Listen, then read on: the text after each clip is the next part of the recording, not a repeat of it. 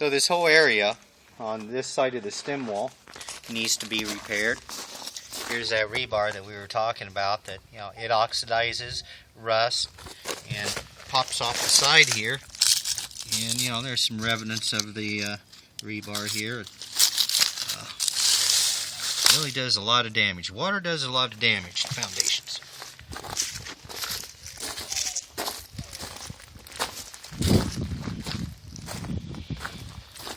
And what you're looking for is these fractures. You start getting these cracks in your foundation, you definitely want to take care of them, because it's only bad news from here on out. For more information, go to concreterepairman.com.